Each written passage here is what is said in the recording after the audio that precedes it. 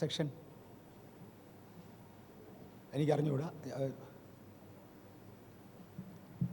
നമുക്ക് ഒരാവശ്യത്തിന് വേണ്ടി പ്രാർത്ഥിച്ച ശേഷം ദൈവവചന പഠനത്തിലേക്ക് കയറാൻ പോകുകയാണ്. നമ്മുടെ ചർച്ചിൽ നിന്ന് 1-2 പേര് ഹോസ്പിറ്റലിൽ അഡ്മിറ്റാണ്. അതിനകത്ത് പാസ്റ്റർ സുരേഷിൻ്റെ ഫാദറിൻലോ, സിസ്റ്റർ കവിതയുടെ പിതാവ് ബ്രദർ മധുസൂദൻ അല്പം സീരിയസ് ആയ സ്ഥിതിയിൽ ICUയിലാണ്. തന്നെ വെന്റിലേറ്ററിലാണ്, ലൈഫ് സപ്പോർട്ടിലാണ്. അവിടെ നിന്ന് ഇറങ്ങണമെങ്കിൽ തൻ്റെ ബ്ലഡ് പ്രഷർ ഒന്ന് കോൺസ്റ്റൻ്റ് ആകണം. തൻ്റെ ബ്ലഡ് പ്രഷർ വേരി ചെയ്തുകൊണ്ടിരിക്കുകയാണ്. തന്നെ സ്വയമായിട്ട് ശ്വസിക്കാൻ എനിക്ക് കഴിയുന്നില്ല, ഓക്സിജൻ്റെ ഡെഫിഷ്യൻസി ഉണ്ട്. ഈ കാരണങ്ങൾ കൊണ്ട് സഭയുടെ പ്രാർത്ഥന ഒരു പ്രാവശ്യം കൂടെ ആവശ്യപ്പെട്ടിട്ടുണ്ട്. പ്രായമുള്ള ആ പിതാവ്, നേരത്തെ തന്നെ ആരോഗ്യം നഷ്ടപ്പെട്ട ആ പിതാവ് ഇന്ന് ICUയിലാണ്. എപ്പോഴും പോയി കാണുന്നത് എളുപ്പമല്ല. അദ്ദേഹത്തിന് ഡിസ്റ്റർബൻസ് ആയിരിക്കും, ആശുപത്രിക്കും ഉപദ്രവമായിരിക്കും. പക്ഷേ ഇവിടെ നിന്ന് പ്രാർത്ഥിക്കുന്നത് സാധിക്കും. കർത്താവ് ഒരു വിടുതൽ കൊടുക്കുവാൻ നമുക്ക് അദ്ദേഹത്തെ ദൈവകരങ്ങളിൽ കൊടുക്കാം. സിസ്റ്റർ ബിന്ദുവിൻ്റെ ആ മാതാവ് വീണ്ടും ഹോസ്പിറ്റലിലാണ്. നമുക്ക് ആ മാതാവിനെ ദൈവകരങ്ങളിൽ കൊടുക്കാം. കർത്താവ് വേഗത്തിൽ കൊണ്ടുവരേണ്ടതിന്. വെളി വന്നോ? ഇല്ലല്ലോ. ഡിസ്ചാർജായോ? ഇല്ല.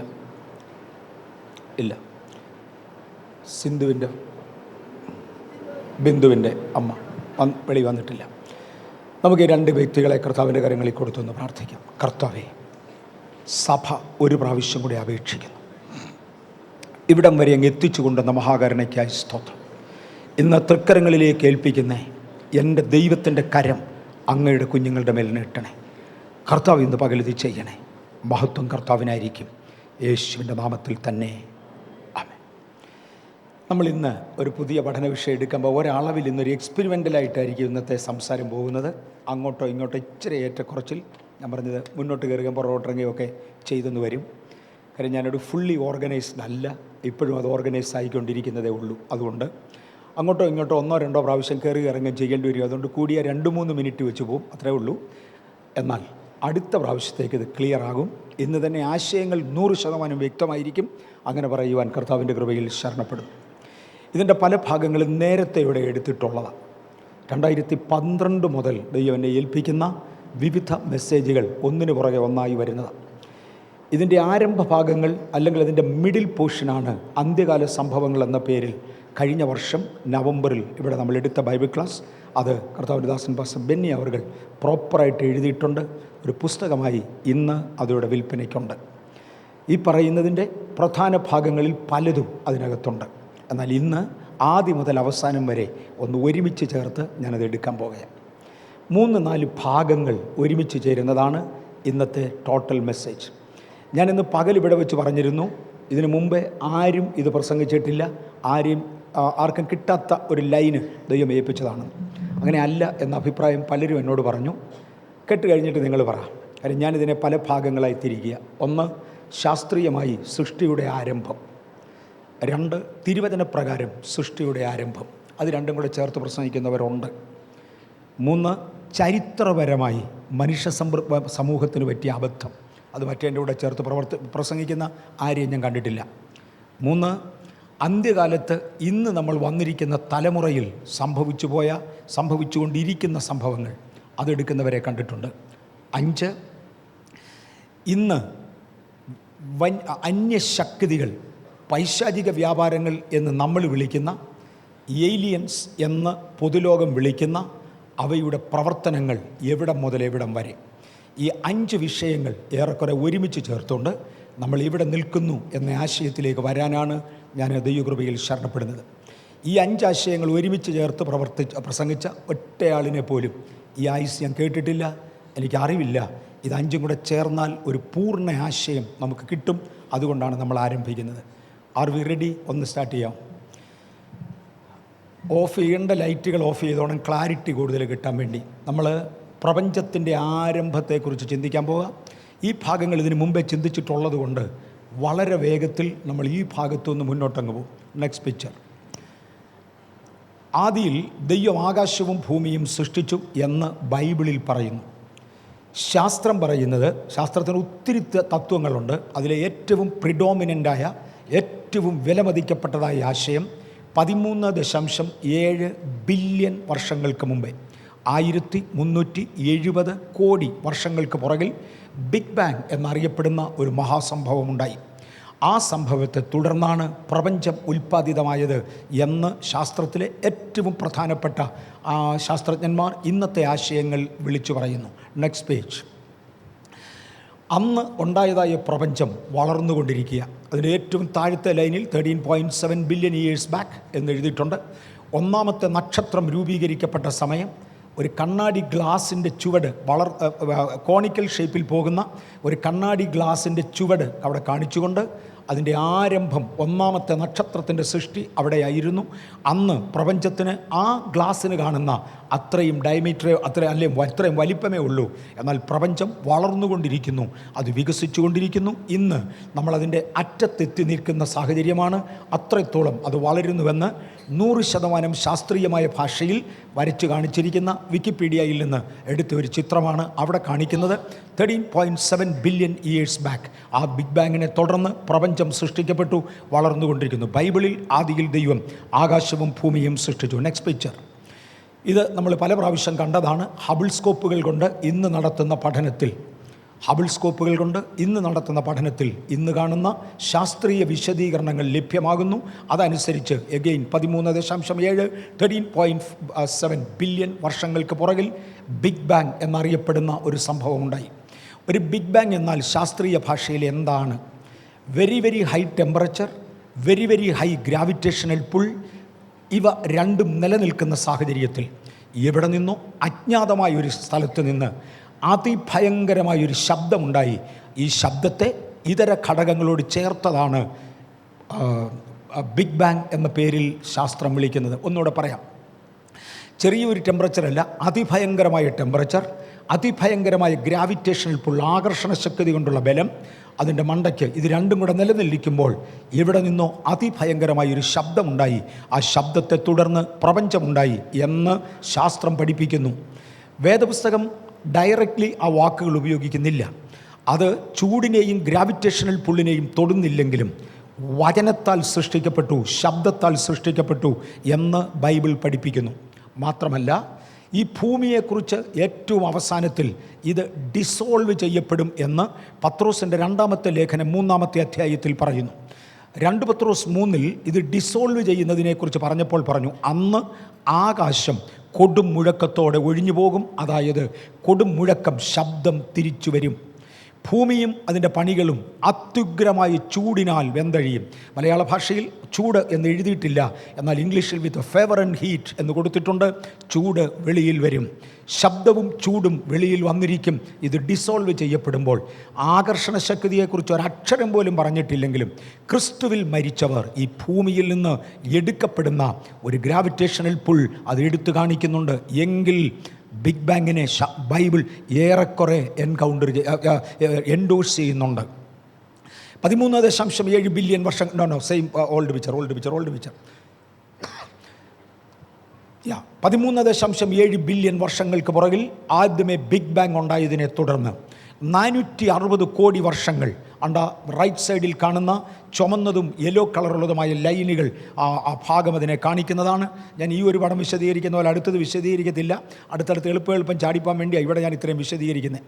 ആ കാണുന്ന ആ ചിത്രത്തിൽ ഇത് നാസയുടെ ചിത്രമാണ്. അത് ഇവിടെ നിന്ന് എടുത്തു എന്നെല്ലാം അതിൻ്റെ താഴെ അതിൻ്റെ ബിബ്ലിയോഗ്രാഫി കാണിച്ചിട്ടുണ്ട്. 460 കോടി വർഷങ്ങൾ നീണ്ടു നിന്ന ആ പ്രകാശം ചെതറുന്ന ഒരു ഭാഗത്തെ റേഡിയേഷൻ ഇറ എന്ന് ശാസ്ത്രം വിളിച്ചു. ഇത് ദൈവത്തിൻ്റെ വചനത്താലാണ് സൃഷ്ടിക്കപ്പെട്ടത്, അഥവാ യേശു എന്ന ദൈവവചനത്താലാണ് സൃഷ്ടിക്കപ്പെട്ടത് എന്ന് ഞാൻ പിന്നത്തേതിൽ പറയും. ഇവിടെ യേശു പറയുന്നൊരു പ്രസ്താവന മറക്കരുത്, ഞാൻ ഈ ലോകത്തിൻ്റെ വെളിച്ചമാകുന്നു. ഈ ലോകത്തിൻ്റെ വെളിച്ചമെന്ന് സ്വയം പറഞ്ഞ യേശു വചനമായി അവതരിച്ചപ്പോൾ ആദ്യമുണ്ടായത് 460 കോടി വർഷങ്ങൾ നിലനിൽക്കുന്ന പ്രകാശമായിരുന്നു എന്ന് ശാസ്ത്രം തലവണയ്ക്ക് സമ്മതിക്കുന്നു. അതിനെ തുടർന്ന് ഒരു ഡാർക്ക് ഏജ് ഉണ്ടായി. ആ രണ്ടാമത് കറുത്ത് കാണുന്നത് ഡാർക്ക് ഏജാണ്.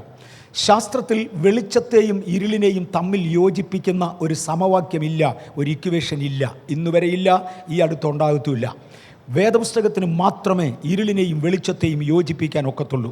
നമ്മുടെ ദൈവത്തെക്കുറിച്ച് പറയുന്നത് അടുത്തുകൂടാത്ത വെളിച്ചത്തിൽ വസിക്കുന്നവനാണ്, പക്ഷി തൻ കൂരിലും വസിക്കുന്നവനാണ്. ഇതിനെ രണ്ടിനെയും കൂടെ ചേർക്കുന്നത് ദൈവമാണ്. ആകയാൽ ദൈവത്തിൻ്റെ വചനമാണിത് സൃഷ്ടിച്ചത് എന്ന് കാണേണ്ടതിന് തൻ്റെ പ്രകാശം തെറിക്കുന്ന റേഡിയേഷൻ ഇറ കഴിഞ്ഞാൽ ഉടനെ ഒരു ഡാർക്ക് ഏജ് വെളിപ്പെട്ടു വരുന്നു. ശാസ്ത്രത്തിൽ തെളിവില്ലെങ്കിലും ശാസ്ത്രം അത് തലവണയ്ക്ക് സമ്മതിക്കുന്നു. അതിനെ തുടർന്ന് നക്ഷത്രങ്ങളുണ്ടായി, നക്ഷത്രങ്ങൾ മണ്ഡലങ്ങളായി, നക്ഷത്ര മണ്ഡലങ്ങൾ ഇന്ന് വീണ്ടും ചേർന്ന് റീജിയനുകൾ രൂപീകരിക്കപ്പെട്ടുകൊണ്ടിരിക്കുകയാണ് പ്രപഞ്ചത്തിൻ്റെ വളർച്ചയിൽ. Next picture.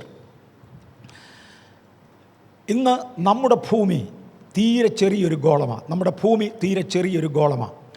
നമ്മുടെ ഭൂമിയേക്കാൾ 13 ലക്ഷം ഇരട്ടി വലിപ്പമുണ്ട് നമ്മുടെ സൂര്യന്. നമ്മുടെ ഭൂമിയേക്കാൾ 13 ലക്ഷം ഇരട്ടി വലിപ്പമുണ്ട് നമ്മുടെ സൂര്യന്. എന്നാൽ നമ്മുടെ സൂര്യനേക്കാൾ ഉദ്ദേശം 10 കോടി വലിപ്പമുള്ള അല്ലെങ്കിൽ പ്രകാശം കൂടുതൽ തരുന്ന VY കാനീസ് മജോറീസ് ആണ് ലോകത്തിലെ പ്രപഞ്ചത്തിലെ ഏറ്റവും വലിയ നക്ഷത്രം എന്ന് കഴിഞ്ഞ പ്രാവശ്യം ക്ലാസ് എടുത്തപ്പോൾ ഞാൻ പറഞ്ഞു. ഒരു 2-3 ആഴ്ചയ്ക്ക് മുമ്പേ കണ്ടുപിടുത്തം മാറി അതിനേക്കാൾ വലിയൊരാളിനെ കണ്ടുപിടിച്ചു. ഇത് കണ്ടുപിടിക്കപ്പെട്ടിട്ട് ഏതാണ്ട് 2 ആഴ്ചയാകുന്നുള്ളൂ. ഈ നക്ഷത്രത്തിന് എന്നാ അവിടെ എഴുതിയിട്ടുണ്ട്, എനിക്ക് വായിക്കത്തില്ല. സ്കൂട്ടി ഈ നക്ഷത്രത്തെ കണ്ടുപിടിക്കപ്പെട്ടു. ആ നക്ഷത്രത്തെ നമ്മുടെ സൂര്യനെയും കൂടെ താരതമ്യം ചെയ്യാനൊക്കത്തില്ല. സൂര്യനെ കാണണമെങ്കിൽ 7 ഇരട്ടിയായി സൂര്യൻ്റെ വലിപ്പം വർദ്ധിച്ചാൽ തൻ്റെ സണ്ണെന്ന് താഴെ എഴുതി ഒരു കൊച്ചു പൊട്ടിട്ടിരിക്കുന്ന ആർക്കെങ്കിലും കാണാമോ? അത് ക്ലിയർ ആണോ? ഒന്ന് മോനെ ഒന്ന് തൊട്ട് കാണിക്കാമോ? It's difficult. കാണത്തില്ല. ഉണ്ടത് കാണാമോ? അത് സൂര്യനെ 7 ഇരട്ടി വലിപ്പത്തിൽ കാണിച്ചിരിക്കുക. ആ നക്ഷത്രവുമായി താരതമ്യം ചെയ്താൽ അപ്പുറത്ത് വിരിഞ്ഞു നിൽക്കുന്ന ആ വലിയ നക്ഷത്രത്തിൻ്റെ അടുക്കൽ സൂര്യനെ കൊണ്ടുവന്ന് 7 ഇരട്ടിയായി സൂം ചെയ്താൽ കാണാവുന്നതാണ് ആ കൊച്ചു പൊട്ട്. അത്രയേ ഉള്ളൂ സൂര്യൻ.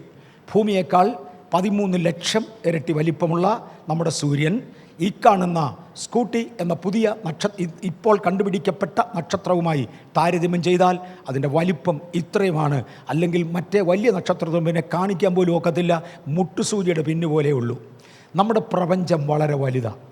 ഇതുപോലെയുള്ള കോടി നക്ഷത്രങ്ങൾ ഒരുമിച്ച് ചേരുന്നതാണ് ഒരു നക്ഷത്ര മണ്ഡലം. Next picture. അടുത്ത പിക്ചറിൽ നമ്മൾ പ്രപഞ്ചത്തെ ഒന്ന് കാണിക്കുക. ഈ കാണുന്ന പ്രപഞ്ചത്തിൽ കാണുന്ന ഓരോ കുത്തുകൾ ഓരോ നക്ഷത്ര മണ്ഡലങ്ങളാണ്. 30,000 കോടി, 40,000 കോടി, 60,000 കോടി നക്ഷത്രങ്ങൾ വീതം ഉൾക്കൊള്ളുന്ന അതിൻ്റെ വലിപ്പം ഞാൻ പറഞ്ഞു. സൂര്യനെ പോലുള്ള കുട്ടി നക്ഷത്രങ്ങളുണ്ട്, മുമ്പേ കണ്ടതുപോലുള്ള വലിയ നക്ഷത്രങ്ങളുണ്ട്.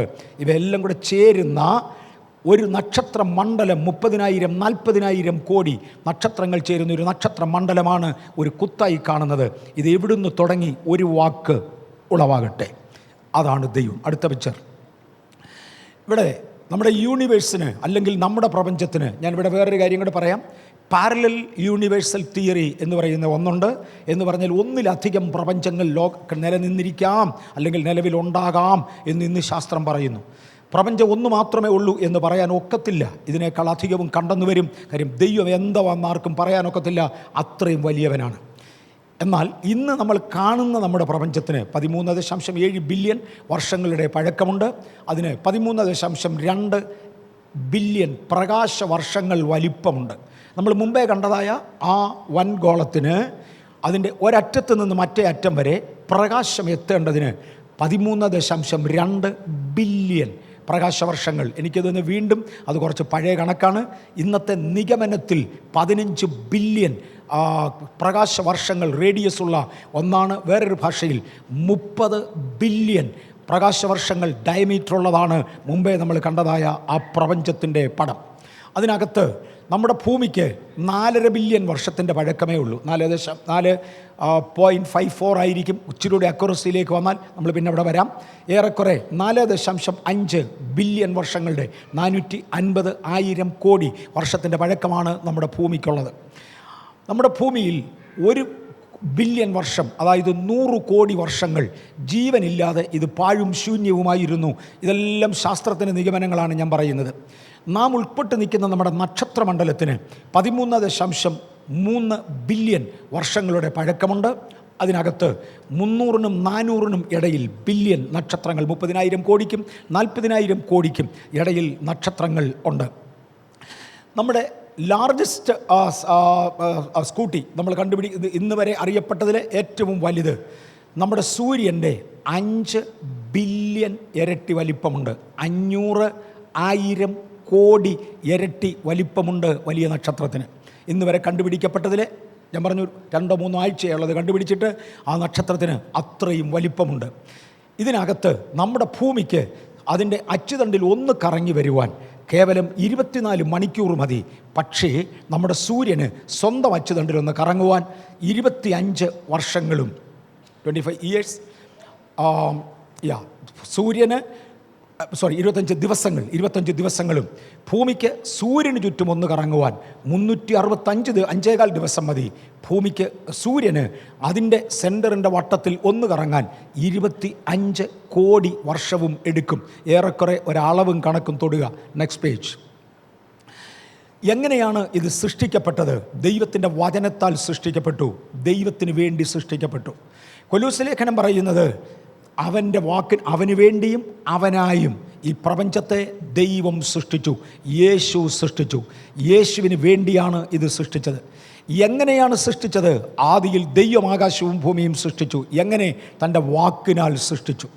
2 പത്രോസ് 3:5 മുതൽ 7 വരെയുള്ള വാക്യങ്ങളിലും യോഹന്നാൻ്റെ സുവിശേഷം 1-ാം അധ്യായത്തിലും മറ്റും ദൈവം തൻ്റെ വാക്കുകൊണ്ടാണ് അതിനെ സൃഷ്ടിച്ചതെന്ന് പറയുന്നു.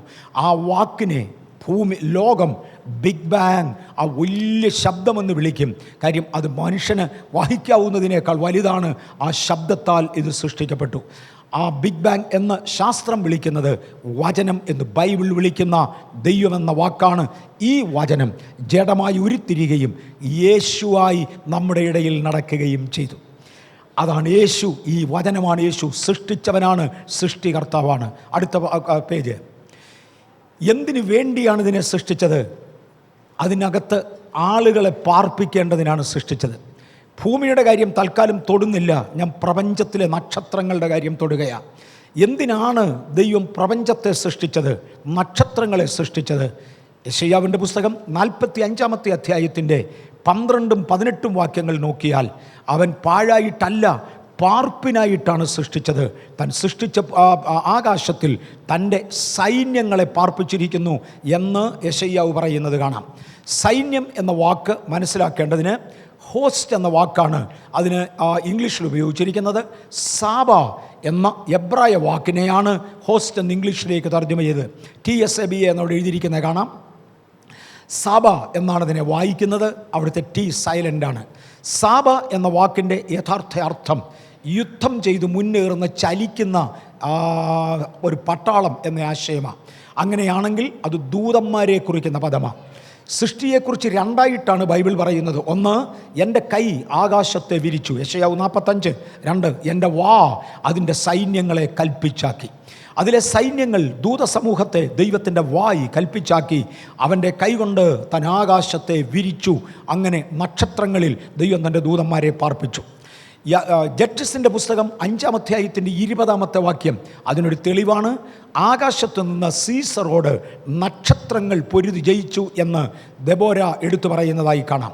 ഈ സൃഷ്ടിക്കപ്പെട്ട കൂട്ടത്തിൽ, നക്ഷത്രങ്ങളുടെ കൂട്ടത്തിൽ എന്തൊക്കെ ഉണ്ടായിരുന്നു? കൊലോസ്യ ലേഖനം 1-ാം അധ്യായത്തിൻ്റെ 16 മുതൽ 18 വരെയുള്ള വാക്യങ്ങളിൽ ഈ സൃഷ്ടിച്ച കൂട്ടത്തിൽ എന്തൊക്കെ ഉണ്ടായിരുന്നു? കർത്തൃത്വങ്ങൾ, സിംഹാസനങ്ങൾ, വാഴ്ചകൾ, അധികാരങ്ങൾ എന്നിങ്ങനെ പലതും.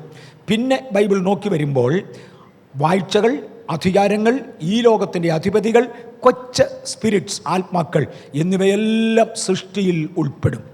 ഇവിടെ മുമ്പേ നമ്മൾ കണ്ട നക്ഷത്രമണ്ഡലത്തിൽ മൊത്തം പാർപ്പിച്ചിരിക്കുന്ന ആ ദൂതഗണങ്ങളെ വേദപുസ്തകത്തിൽ അവരുടെ വലിപ്പത്തിൻ്റെ അടിസ്ഥാനത്തിൽ എഴുതിയിരിക്കുന്ന വാക്കുകളാണ് കർത്തൃത്വങ്ങൾ. കൊലോസ്യ ലേഖനം 1-ൽ നിന്നാണ് പറയുന്നത്. കർത്തൃത്വങ്ങൾ, സിംഹാസനങ്ങൾ, വാഴ്ചകൾ, അധികാരങ്ങൾ എന്നിങ്ങനെ പല കാറ്റഗറികളിലാക്കി അവരെ ദൈവം സൃഷ്ടിക്കുകയും വ്യത്യസ്ത നക്ഷത്രങ്ങളിൽ ദൈവം അവരെ പാർപ്പിക്കുകയും ചെയ്തു. പാഴായിട്ടല്ല, പാർപ്പിനായിട്ടാണ് ദൈവം ഈ നക്ഷത്രങ്ങളെ സൃഷ്ടിച്ചത്. അടുത്ത പേജ്. അങ്ങനെ 13.7 ബില്യൺ വർഷങ്ങൾക്ക് പുറകിൽ ദൈവം പ്രപഞ്ചത്തെ സൃഷ്ടിച്ചു, ദൂതന്മാരെയാക്കി. എന്നാൽ ലൂസിഫർ എന്ന് അറിയപ്പെടുന്ന ദൈവത്തിന് ഏറ്റവും പ്രിയങ്കരനായ ദൂതനെ ദൈവം നക്ഷത്രങ്ങളിൽ അല്ല പാർപ്പിച്ചത്. അടുത്ത പേജ്.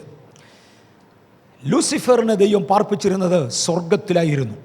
എസെക്കിയേലിൻ്റെ പ്രവചനം 28-ാമത്തെ അധ്യായത്തിൻ്റെ 13 മുതൽ 16 വരെയുള്ള വാക്യങ്ങൾ ഞാനിവിടെ എടുത്തു കാണിച്ചിട്ടുണ്ട്. നീ ദൈവത്തിൻ്റെ തോട്ടമായ ഏദനിലായിരുന്നു, നീ ദൈവത്തിൻ്റെ പർവ്വതത്തിലായിരുന്നു, നീ ദൈവത്തിൻ്റെ വിശുദ്ധ പർവ്വതത്തിലായിരുന്നു, നീ അഗ്നിമയ രഥങ്ങളുടെ നടുവിൽ സഞ്ചരിച്ചു, നീ അഭിഷക്തനായൊരു കെരൂബായിരുന്നു. ഇവിടെ ഞാൻ ഒരു പദം ഒന്ന് എടുത്തു പറയാൻ പോകുകയാണ്. കെരൂബ് എന്ന വാക്ക് അവിടെ ഉപയോഗിച്ചത് കൊണ്ട് 2-3 പദങ്ങൾ ഞാനിവിടെ എടുക്കും. അതിൻ്റെ അർത്ഥവ്യാഖ്യാനത്തിലേക്ക് പോകാൻ നിവൃത്തിയില്ല. ലൂസിഫർ ഒരു കെരൂബായിരുന്നില്ല, വേറെ ഒരു ആർക്കേഞ്ചലായിരുന്നു എന്ന് പറയുന്നു. ദൂതൻ എന്ന് നമ്മൾ ഉപയോഗിക്കുന്ന പദം പോലെ വേദപുസ്തകത്തിൽ അവിടെയും ഇവിടെയും പൊതുവായി ഉപയോഗിക്കുന്ന ഒരു വാക്കാണ് കെരൂബ് എന്ന വാക്ക്. കെരൂബ് എന്ന വാക്കിന് അതിൻ്റേതായ അർത്ഥമുണ്ട്. അതിപ്രധാനനായ ദൂതൻ എന്ന വാക്കിൽ ഒരർത്ഥമുണ്ട്.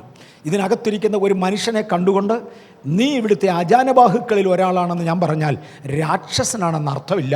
അതൊരു പൊതു യൂസേജാണ്. ഇതുപോലെ വേദപുസ്തകത്തിൻ്റെ ഒരു പൊതു യൂസേജാണ്, ഒരു ഉപയോഗക്രമമാണ്. പ്രധാനപ്പെട്ട ദൂതന്മാരെ കെരൂബുകൾ എന്ന് വിളിക്കാറുണ്ട്. അവൻ കെരൂബുകളെ വാഹനമാക്കി പറന്നു എന്നും മറ്റുമുള്ള വാക്കുകൾക്ക് ഇതിനോട് ബന്ധമുണ്ട് എന്ന് മാത്രം ഓർപ്പിക്കട്ടെ. നീ അഗ്നിമയരഥങ്ങളുടെ നടുവിലായിരുന്നു, നീ ദൈവത്തിൻ്റെ പർവ്വതത്തിലായിരുന്നു, നീ ദൈവത്തിൻ്റെ പർവ്വതമായ ഏദനിലായിരുന്നു, നീ എൻ്റെ വിശുദ്ധ പർവ്വതത്തിലായിരുന്നു എന്നിത്യാദികൾ ലൂസിഫറിനോട് അവിടെ പറയുന്നതായി കാണാം. നീ ഒരു കെരൂബായിരുന്നു എന്നും പറയുന്നതായി കാണാം. ലൂസിഫർ എന്ന വാക്ക് എസെക്കിയേലിൽ ഇല്ലാതിരിക്കെ എന്തുകൊണ്ട് ഞാൻ ലൂസിഫർ എന്ന വാക്ക് ഉപയോഗിച്ചു? യെശയ്യാവിൽ നിന്നും മറ്റും ആ വാക്ക് കിട്ടുന്നു, അതുകൊണ്ട് ഞാൻ ലൂസിഫർ എന്ന പദം ഉപയോഗിച്ചു. ലൂസിഫറിനെയും അദ്ദേഹത്തിൻ്റെ സൈന്യങ്ങളെയും ദൈവം ആ സ്വർഗത്തിൽ തന്നോടൊപ്പം തന്നെ പാർപ്പിച്ചു. പക്ഷേ പ്രകാശത്തെ സൃഷ്ടിച്ചവൻ തന്നെ ഇരുളിനെ സൃഷ്ടിച്ചു, നന്മയെ സൃഷ്ടിച്ചവൻ തന്നെ തിന്മയെയും സൃഷ്ടിച്ചു. തിന്മ ചെയ്യുവാനുള്ള ഒരാസക്തി, ഒരു പ്രേരണ, അല്ലെങ്കിൽ അതിന് ഉതകുന്ന ഒരാത്മാവ്, അല്ലെങ്കിൽ ഒരു ദൂതനെയും ദൈവം തന്നെ സൃഷ്ടിച്ചിരുന്നു. നമ്മളതിൻ്റെ വിശദീകരണത്തിലേക്ക് പോകുന്നില്ല.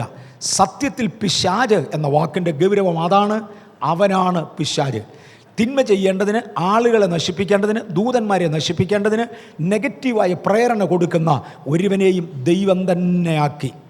മദ്യപിക്കരുത് എന്ന് ഒരു കൽപ്പന കൊടുത്ത ശേഷം മദ്യപിക്കാനോ മദ്യപിക്കാതിരിക്കാനോ തെരഞ്ഞെടുപ്പിന് സാധ്യതയുള്ള ഒരാളിനെ നിർത്തിയേച്ച് മദ്യവും മുന്നിലോട്ട് വെച്ചു കൊടുത്തെങ്കിൽ മാത്രമേ ഇവൻ ദൈവത്തെ അനുസരിക്കുമോ ഇല്ലയോ എന്ന് അറിയത്തുള്ളൂ. ഈ ആശയം ഒന്ന് ഗൗരവമായി കേട്ടോണം. മോഷ്ടിക്കുവാൻ ആവശ്യമുള്ള ഒരു സാഹചര്യം ഉണ്ടാക്കിയേച്ച്, മോഷ്ടിക്കുവാൻ ആവശ്യമുള്ള ആഗ്രഹവും കൊടുത്തേച്ച്, മോഷ്ടിക്കരുത് എന്ന കൽപ്പനയും കൊടുത്ത് ഒരുത്തനെ നിർത്തിയെങ്കിൽ മാത്രമേ ഇവൻ കൽപ്പനയെ അനുസരിക്കുമോ ഇല്ലയോ എന്നറിയത്തുള്ളൂ.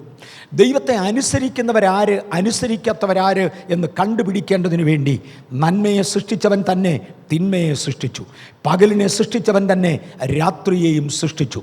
അങ്ങനെ യഥാർത്ഥത്തിൽ വഞ്ചിക്കുന്ന ഒരു ശക്തി ഇവരുടെ പിൻപിലുണ്ടായിരുന്നു. ലൂസിഫർ അതിൻ്റെ കീഴിൽ വീണുപോയി. ലൂസിഫറിനോട് അത് പലതും പറഞ്ഞു കാണാം. കാരണം ലൂസിഫർ തൻ്റെ സൃഷ്ടിയിൽ ഏറ്റവും സൗന്ദര്യപൂർണനായിരുന്നു. തൻ്റെ സൃഷ്ടിയിൽ അവന് കഴിവുകൾ ഏറ്റവും ഉള്ളവനായിരുന്നു, ഏറ്റവും അധികം അറിവുള്ളവനായിരുന്നു. ഈ ശക്തികൾ അവനോട് പറഞ്ഞ് കാണാം, നിന്നെപ്പോലെ സൗന്ദര്യമുള്ളവർ വേറെ ആരുമില്ല, നിന്നെപ്പോലെ അറിവും കഴിവുമുള്ളവർ വേറെ ആരുമില്ല. എടാ, നീ ഒരുത്തനാണ് വലിയവൻ, നീ ദൈവത്തിന് തുല്യനാണടാ എന്നൊക്കെ പറഞ്ഞു കാണും. ഇവൻ അങ്ങ് അഹങ്കരിച്ചു പോയി. അവൻ ഒരു ദിവസം പറഞ്ഞു, ഞാനും ദൈവത്തെപ്പോലെ വലിയവനാകും, മറ്റു ദൂതന്മാർ എന്നെയും ആരാധിക്കണം.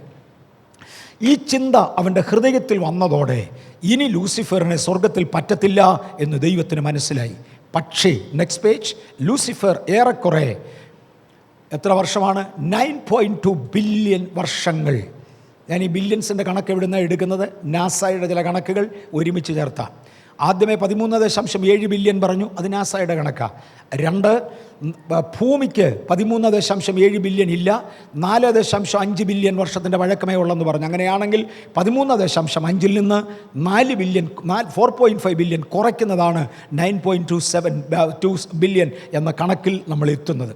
എനിക്കൊന്ന് കണക്ക് പഠിപ്പിച്ചിട്ട് കാര്യമില്ല, കാര്യം മാത്രം പറഞ്ഞു പോകാം. സിമ്പിൾ മാത്തമാറ്റിക്സ് ആണ്, പിള്ളേർക്ക് മനസ്സിലാകും. പക്ഷേ പള്ളിക്കൂടത്തിൽ ഇപ്പോൾ അത് ഒത്തിരി നാളിരുന്ന് നമുക്ക് ഓർത്തു വരാൻ പ്രയാസമാണ്. അതുകൊണ്ട് ഞാൻ അധികം കണക്ക് ചെയ്യിക്കുന്നില്ല, കാര്യങ്ങളിൽ മുന്നോട്ട് പോകാം. കുഞ്ഞുങ്ങൾക്ക് എളുപ്പം മനസ്സിലാവും, അവരെപ്പോഴും കണക്ക് ചെയ്യുന്നവരാണ്.